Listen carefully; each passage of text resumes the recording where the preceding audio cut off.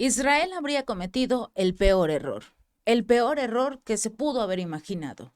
Atacar Cisjordania, porque no tiene excusas para hacerlo. Y acaba de perder a los aliados más importantes, sobre todo porque Estados Unidos tiene este pequeño problema llamado elecciones, que le podrían costar todo, absolutamente todo, a Benjamín Netanyahu.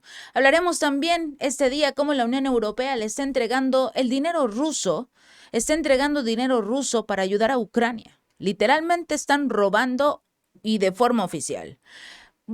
Josep Borrell acaba de ordenar el inicio del proceso técnico para preparar sanciones contra los ministros de Israel. Prácticamente, después de esto, se acabó cualquier alianza entre Israel y la Unión Europea. Y por supuesto, Estados Unidos acaba de retrasar el préstamo de $50,000 millones del grupo de los 7 que le iban a entregar a Ucrania porque Ucrania lo exigió. Lo exigió sin condiciones para que él lo usara sin ningún problema y sobre todo que no cuestionaran si hacía falta un par de millones o no. De esto y mucho más hablaremos aquí en el Chapucero USA. Precisamente arrancamos con este tema tan importante que es el retraso del préstamo de los recursos económicos para Ucrania. ¿Por qué? Porque el gobierno de los Estados Unidos tiene algo más importante que hacer que entregarle dinero a Zelensky, que es prepararse para un proceso electoral. A pesar de todas las encuestas que colocan a Kamala Harris como la vencedora, que colocan a la candidata demócrata, a la candidata del gobierno actual, como la única que realmente puede vencer al gobierno, al candidato republicano Donald Trump, parece que están un poco más desesperados de lo que nos dejan ver. Y esto uno lo puede notar, sobre todo en el momento en el que prácticamente le cancelan el préstamo. Washington está detrás del retraso de la financiación de este presupuesto que habían planeado durante la pasada reunión del Grupo de los 7 que se llevó a cabo en Italia, que recordemos fue un completo y absoluto desastre después de que el presidente Joe Biden hiciera el ridículo, sobre todo en un momento tan importante como lo era el hacerle creer al mundo que eran un frente unido, fuerte, poderoso, pero bueno, la situación, la salud mental del presidente Biden quedó al descubierto, sobre todo después de esa reunión. Y bueno, entre las consecuencias fue bajar a Biden de la contienda. Pero durante esa reunión se acordó entregarle $50,000 millones financiados con activos rusos a Kiev. Este dinero se lo iban a prestar para que comprara armas, para que comprara municiones, para que le pagara a los soldados, porque también recordemos que Zelensky actualmente tiene una gran cantidad de mercenarios extranjeros y a estos obviamente les tienen que pagar. Y no lo va a hacer Zelensky de su bolsillo, lo va a hacer Zelensky de los recursos que le entreguen estos políticos occidentales, porque finalmente son sus propios soldados. Pero también el detalle es que la economía ucraniana está en una situación complicada. Lo platicaba en mi canal Gaby López Informa y veíamos precisamente durante el en vivo de la noche que el detalle, o bueno, surgió un problema. Le iban a entregar la posibilidad a los ciudadanos ucranianos de luchar o trabajar. Como muchos hombres en Ucrania no quieren trabajar porque prácticamente su nombre aparece en los registros oficiales y que tienen que pagar impuestos y obviamente aparece su edad y de acuerdo con su edad es que tienen que ir al frente de la batalla. Muchos lo que hicieron fue pedirle a sus empleadores que no los contrataran oficialmente, que solo les pagaran, incluso si les querían pagar menos, ya ni modo, pero les pagaran lo que pudieran con tal de poder trabajar y sobre todo seguir escondiéndose y no ser reclutados. Ante todo esto, ante la pérdida de recursos monetarios, lo que hizo Zelensky fue algo muy inteligente. Le dijo a los ciudadanos, bueno, Bueno, no quieres luchar, entonces ponte a trabajar, pero paga tus impuestos porque ese dinero lo necesitamos en Ucrania para hacerle frente a la deuda, para hacerle frente a los gastos de la guerra. Si no quieres luchar, ok, pero entonces trabaja bien y aparte, por cierto, le van a exigir una especie de moche, una especie de soborno a las empresas que necesiten a los hombres en edad militar porque van a ser utilizados en el trabajo y no al frente de la batalla. Pero ese es un tema un poco más amplio. En este caso, lo que necesita Zelensky es dinero. Y Estados Unidos ya dijo que no. La Unión Europea y Estados Unidos, independientemente de que congelaran estos 300.000 millones de dólares en activos soberanos rusos desde el inicio del conflicto, han generado intereses, han generado recursos. Y ese dinero que a finales del mes de julio empezaría a generar un aproximado cerca de 50.000 millones de dólares, tan solo en intereses. Ese dinero se lo iban a entregar a Ucrania y la idea era que pagara un poco de cosas a la Unión Europea y a Estados Unidos, por supuesto, y comprara más armas. Pero Zelensky dijo no. Dijo, quiero que me pagues el dinero que me dijiste, pero no me exijas nada. No quiero digamos, que me condiciones en qué puedo gastarme tu dinero y en qué no. Es mi problema en qué me lo gasto. A estas alturas de la guerra ya es mi problema en qué me gasto tu dinero. Y obviamente Estados Unidos también se molestó un poco y ya dijo que no le van a entregar los recursos. Si bien este acuerdo como tal no significa confiscar totalmente todos los activos rusos, sí le iban a entregar esta cantidad. Según las fuentes, Estados Unidos ha estado obstaculizando todo el proceso de entrega de los recursos debido principalmente a las preocupaciones sobre el reembolso, que depende de cuán permanente sea la congelación de activos, ellos entregarían el dinero. Todos sabemos, absolutamente todos sabemos, que Zelensky no tiene dinero. Y como no tiene dinero, obviamente no puede pagar. Y como no puede pagar, obviamente se quedaría en manos de la Unión Europea tener que cumplir con esa cuota. Y la Unión Europea no tiene ese dinero. Estados Unidos tampoco. Según las normas de la Unión Europea, el bloque renueva las sanciones contra los activos rusos cada 6 meses y para ello necesita la aprobación unánime de los 27 miembros. Se ha estado hablando de que Hungría, que actualmente ostenta la presidencia rotatoria de la Unión Europea durante, ¿qué creen?, 6 meses, podría vetar en algún momento la prórroga de la congelación. Washington ya se dio cuenta que podrían perder los recursos congelados si Hungría llegara a hacer esto y Zelensky no puede pagar. El dinero lo tendrían que pagar ellos.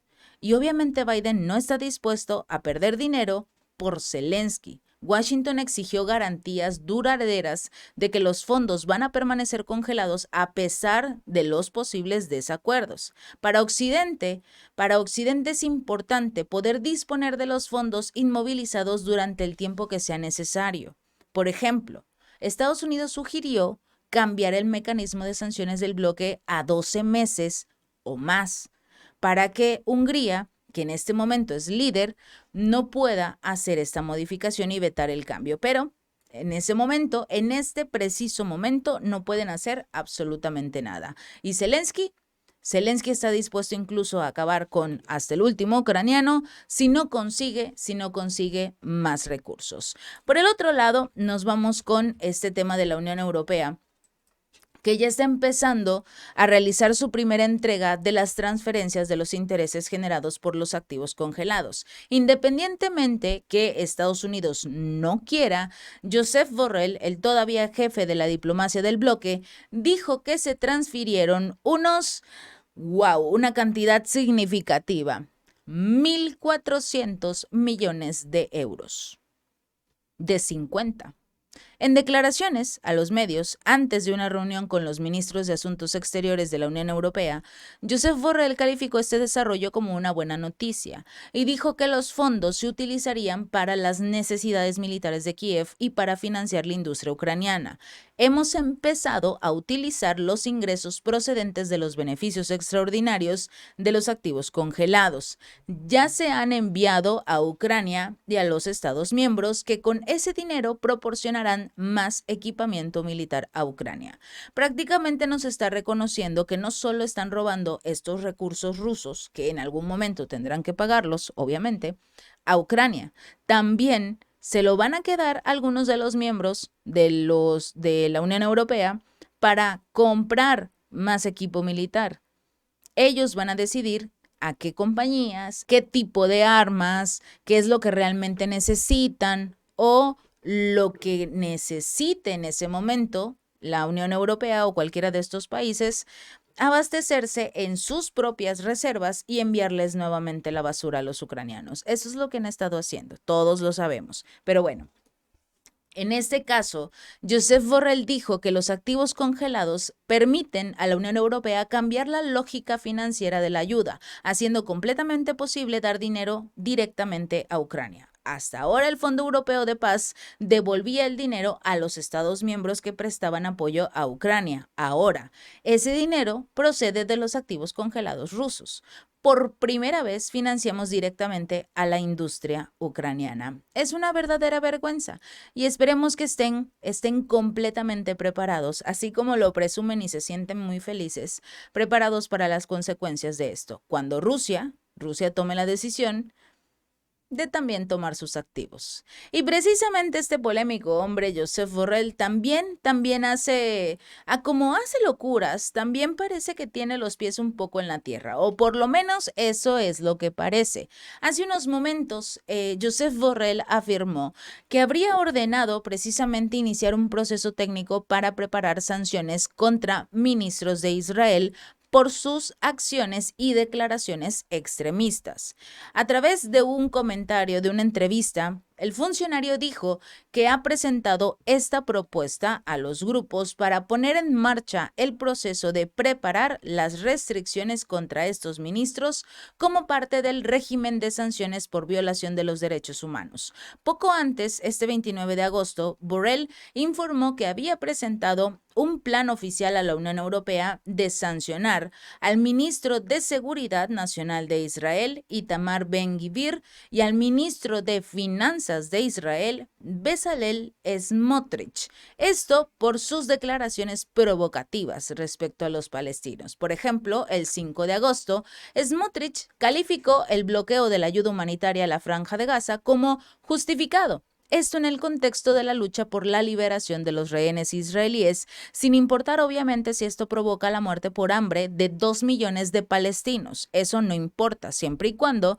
se cumpla todo lo que ellos desean. También, a mediados de agosto, Ben-Gvir instó en el monte del templo o la explanada de las mezquitas a no viajar a Doha ni a El Cairo para participar en negociaciones sobre la Franja de Gaza, sino que vayan hasta el final de la guerra contra el movimiento Hamas, y también declaró que Israel prevé permitir que los judíos recen en este sitio, cosa que no va a permitir como tal el ministro Benjamín Netanyahu. Esto sí lo rechazó las palabras de Gvir sobre la política de Israel para el Monte del Templo. Independientemente de si se acaban o no con la Franja de Gaza, el tema del templo no lo pueden tocar porque es prácticamente una especie de patrimonio de la humanidad. Entonces, si lo llegan a hacer, se meterían con problemas mucho más grandes de lo que ya actualmente tienen con el tema del genocidio. Entonces, en el tema del monte del templo, no podrían hacerlo. Afirmó que este comentario de Ben-Gvir estaba fuera de lugar y obviamente no les iban a hacer caso por ahora. Hasta que prácticamente Netanyahu se quede con todo el territorio palestino, que parece que es lo que quiere, lo que tanto desea hacer. Porque precisamente Benjamín Netanyahu ya no solo está enfocado en la Franja de Gaza. De hecho, No ha dejado de realizar los ataques, por supuesto, pero también se está enfocando en otra área. En este caso, estamos hablando de el segundo día de lo que ellos llaman la Gran Operación Antiterror lanzada por las fuerzas de la defensa de Israel en las ciudades de Jenin y Tulkarem. Esto en Cisjordania, en la Cisjordania ocupada que es parte de Palestina y de acuerdo con los medios de comunicación, esto ya habría llegado a su fin. Según el comunicado del ejército de Israel, en el marco de la ofensiva fueron eliminados 12 terroristas, detenidos más de 10 de los sospechosos que supuestamente eran buscados, se desmantelaron decenas de artefactos explosivos y se confiscaron armas. Cinco de los abatidos, entre ellos figura Muhammad Jaber, que es conocido como Abu Shuja, el comandante del grupo yihadista islámico palestino, en el campo de Nur Shams, desde lo que sería el territorio de Tulkarem. En este lugar murieron en un tiroteo con las fuerzas israelíes en una mezquita de la ciudad cisjordana durante la noche. Asimismo, se reportó el deceso de otro alto cargo de la yihad islámica, pero como tal, la intención era llegar a Cisjordania y atacar. El objetivo de la ofensiva de Israel, según el Times de Israel, se centró en la eliminación del movimiento palestino Hamas y Yihad Islámica Palestina en ambas ciudades y sobre todo en la zona del campo de refugiados Farah. Atacaron el campo de refugiados, por cierto. Aunque las fuerzas de la defensa afirmaron que las actividades terroristas desde la parte norteña de Cisjordania en los últimos meses disminuyó, supuestamente, o lo utilizaron como excusa otra vez, es que hay algunos intentos de ataque que siguen realizándose y en esas áreas los grupos armados operaban de forma conjunta. El presidente de Palestina, Mahmoud Abbas, tuvo que irrumpir este miércoles su visita a Arabia Saudita, donde estaba tratando de buscar el apoyo para la paz. Regresó a su país debido a este operativo de Israel en Cisjordania, porque es la persona, digamos, reconocida a nivel mundial como el líder palestino, oficialmente. Él no se ha acercado a lo que es la Franja de Gaza. De hecho, Israel no le permite acceder a la Franja de Gaza y ver con sus propios ojos la situación tan terrible que viven los ciudadanos palestinos en esta zona. Porque es muy fácil para Israel ocultarlo. Si no puedes entrar, entonces no puedes salir a decir lo que realmente está ocurriendo. La infraestructura local en Cisjordania sufrió serios daños y las fuerzas obstaculizaron deliberadamente el trabajo de todos los equipos de ambulancias. Y por eso también perdieron la vida 12 personas. El alto representante de la Unión Europea para Asuntos Exteriores, Josep Borrell, condenó estos ataques. Calificó esta situación como algo completamente inaceptable. Sobre todo, porque no hay un enfrentamiento en Cisjordania. La intención de Israel es desplazar también a la población de Cisjordania como ya lo hicieron en la Franja de Gaza. Y por eso inició el procedimiento para cuestionar a los Estados miembros de la Unión Europea si consideran apropiado incluir en su lista de sanciones a estos ministros. Estos mensajes, esta imagen que vemos en la cual quieren acabar con todo lo que algún día fue la Franja de Gaza, con todo lo que algún día fue Palestina, se está haciendo cada vez más fuerte. A Benjamín Netanyahu no le interesa llegar al poder. Tiene por lo menos hasta marzo para acabar con la Franja de Gaza y con Cisjordania. ¿Por qué? Porque será recordado como el primer ministro de Israel que acabó con el pueblo palestino, o bueno, que acabó con el grupo Hamas y con la Yihad Islámica Palestina, y el que logró consolidar a Israel en toda la región, bueno, en todo ese territorio. Así se quiere ir.